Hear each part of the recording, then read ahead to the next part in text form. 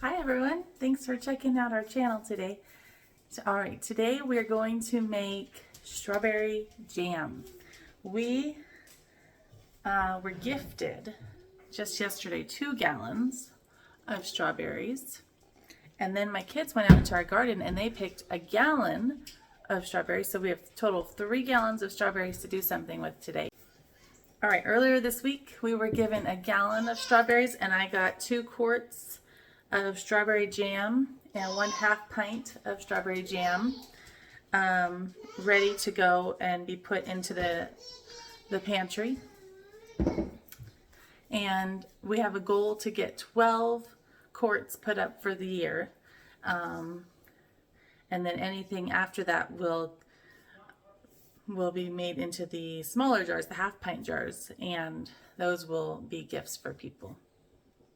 Alright, so what I do is I am just cutting off the tops of these, nothing fancy, I just chop them off.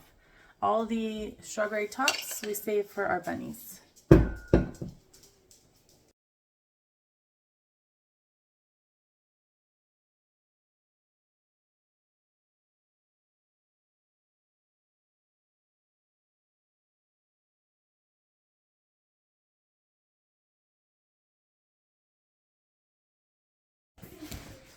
Alright, so this is 3 gallons of strawberries washed and their tops cut off. Now you're gonna cook them on the stove. Alright, so we're gonna cook these down. While they're cooking, as they're heating, you want to get a masher and mash them and get them heated all the way up to a boil. You could do it on like medium high instead of high, that way you don't scorch the bottom of your pan and burn them. Okay, so you just smash them down, it helps release the juices.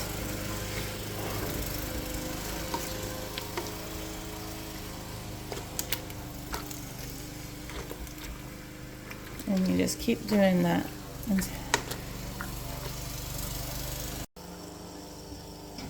So while your strawberries are cooking down, you want to get your water bath canner and fill it with hot water and get it on the stove to start boiling. And then you want to get your sugar and your pectin. Traditional jam recipes sometimes call for like as much sugar as there is fruit.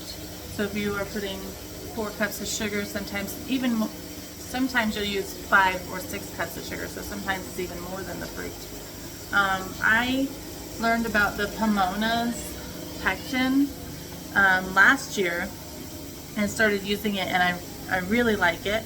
So you don't have to sweeten your fruit as much.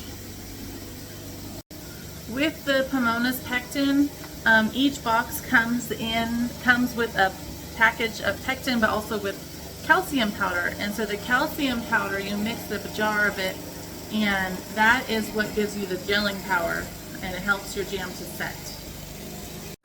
Alright, we got our water bath canner on the stove, and when you're water bath canning, you want to make sure that your water is 1 inch above your jars, and so I might have to add more water to this,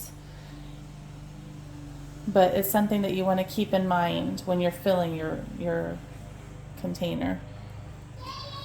And then we're just going to keep mashing and stirring these strawberries.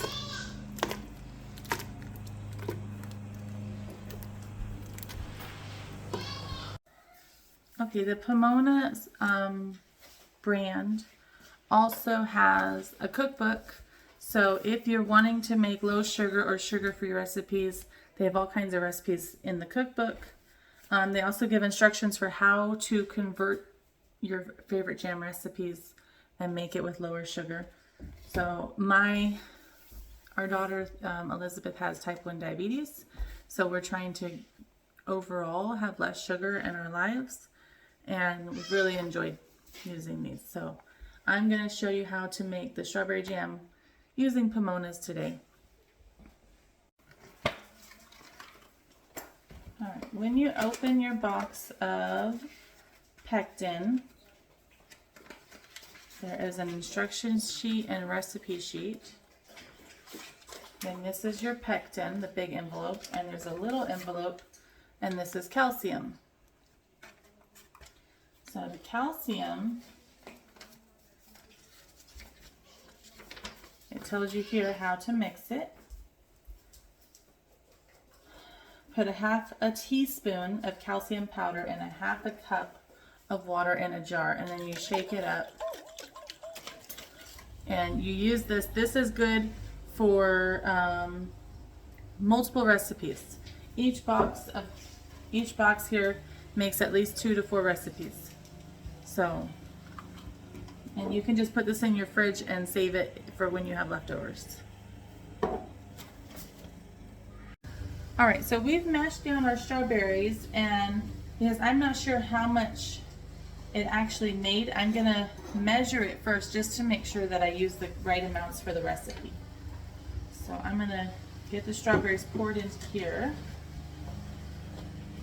and see how much we actually have. Okay. And I need, all right, so we have 8 cups.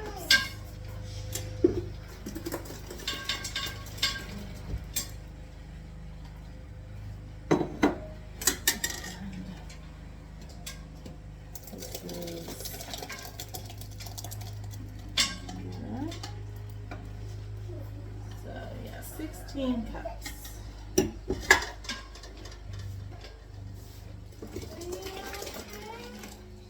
Okay. One batch of jam only takes 4 cups of mashed fruit, so I have to do 4 times for this recipe, which I'm glad that I checked. Okay, put this back on the stove, and then we will add more calcium water.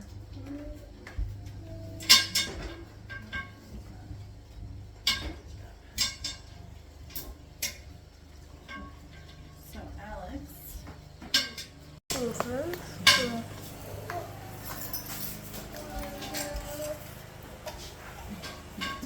so we did 2 teaspoons of calcium water. We need 8 total.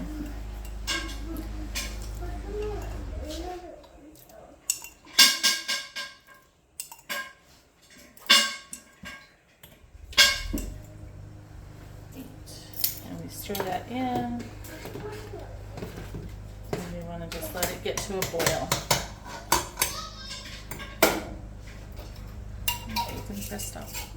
Okay, so these recipes, like I said, you can use low sugar, you can even use honey, you can use stevia. I'm just using regular sugar. The recipe calls for 3/4 of a cup up to 2 cups of sugar. The one I made yesterday was with 2 cups of sugar, and that came out nice, so I'm going to go ahead and use the same amount. We're going to use the same amount as yesterday, but because we're doing a 4 times recipe, we need 8 cups of sugar in here. So, you want to measure that out, Alex? We need a measuring cup. All right, after you've measured out your sugar, you need to measure out your pectin. So we, again, will need 8 teaspoons of pectin, and you're going to mix that in with your sugar.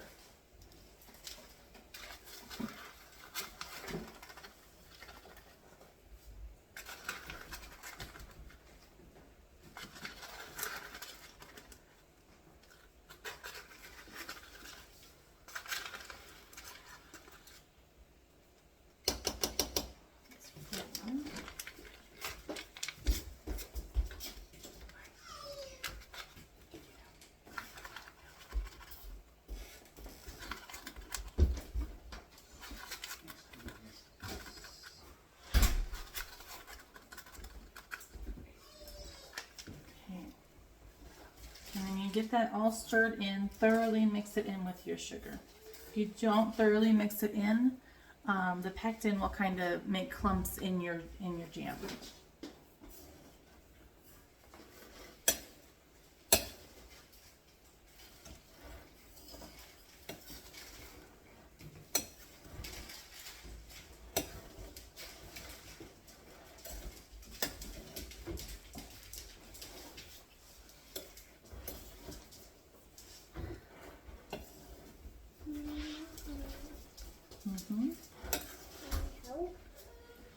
There's nothing to help with right now.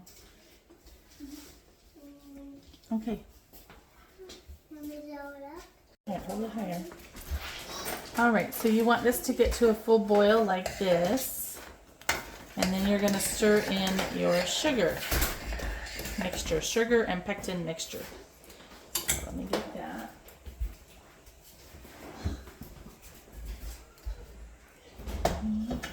You stir it in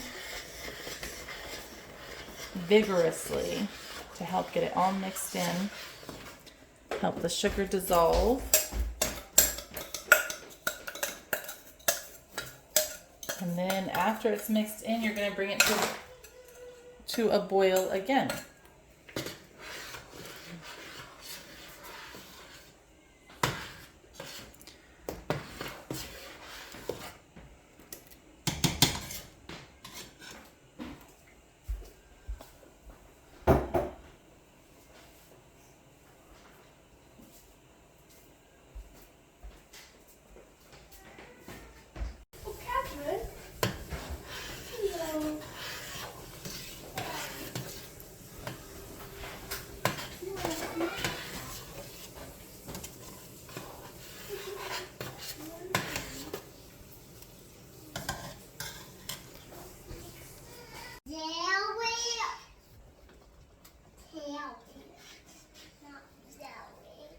Okay, once this gets back up to a boil, then you're going to turn the heat off and you're ready to fill your jars.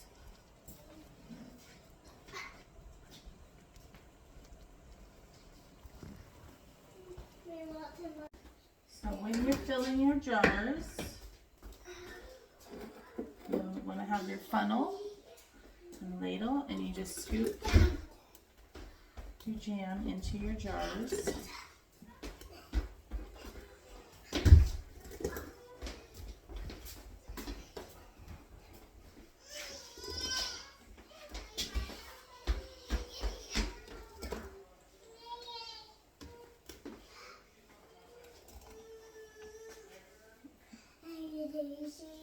And this recipe you want to fill so that it's 3/4 of an inch from the top. And if you get one of these, it tells you there's a 1 inch, 3/4 inch, 1/2 inch, and a 1/4 inch headspace. And so what you do is you stick the one that you want, so we want 3/4 of an inch, and where the bottom of this touches, that would be 3/4 of an inch. So we'll test this one here.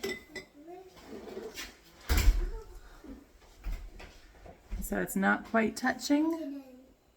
It's kind of hard to see there. Not quite touching, so I could put a little bit more in there.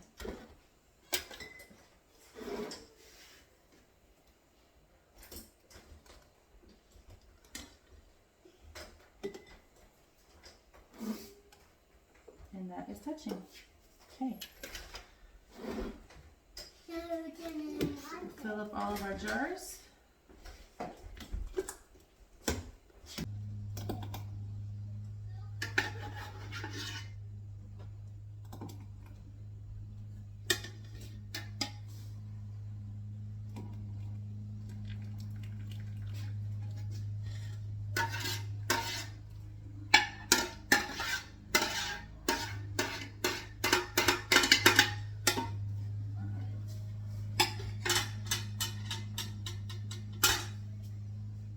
Okay, after you've filled your jars, you take a clean towel and you wipe the rim, because sometimes, even with the funnel, the jam can spill or make the outside of your jar sticky, and you want to make sure that you get a good seal on there.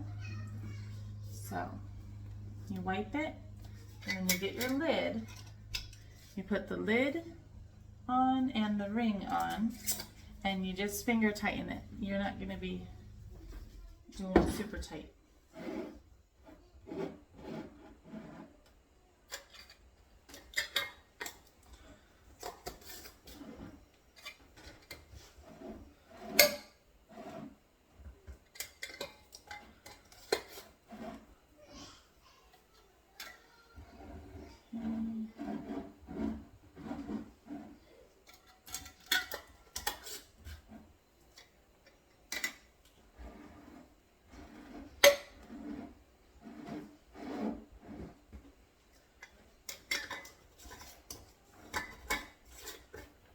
And now we can get them into our canner.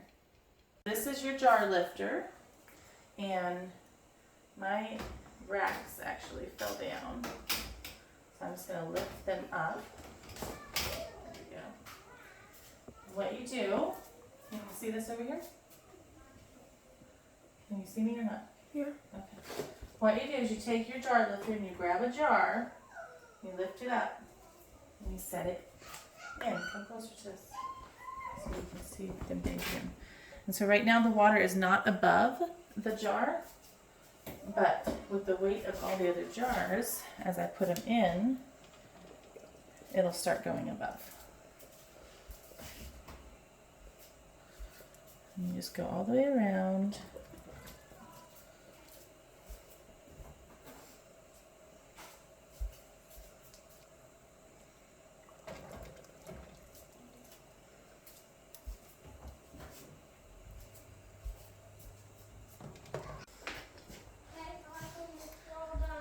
Okay, last jar is going in.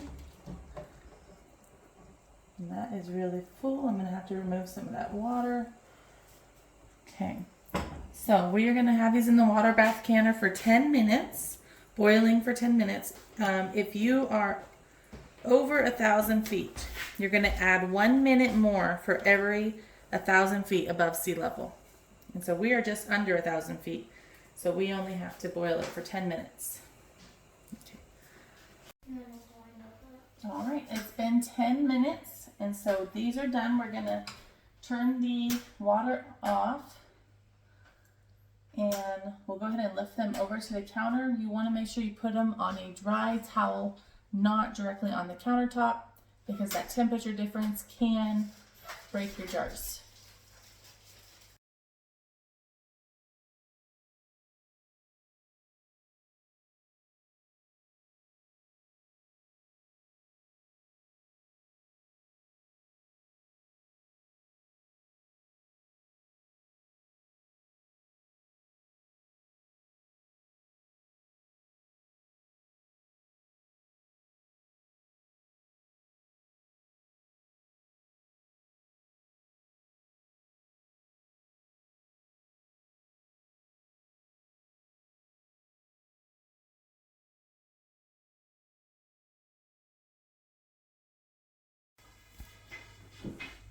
Okay, there we have it. 6 hot jars of strawberry jam. And over here we have the 2 that we did the other day and the 3 grape jellies. And they're already starting to ping. You want to let your jars sit on the counter undisturbed for at least 12 hours, just so it gives them all time to properly seal. And then once they are sealed, you can label them and take off the ring, and there you go. It's always best to store your jars without rings. That's, again, your personal choice, but that way, if one of the seals does go bad, if you have a ring on, you won't really know that.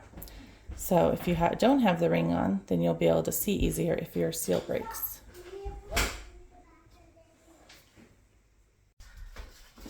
All right, guys, thanks for watching that video.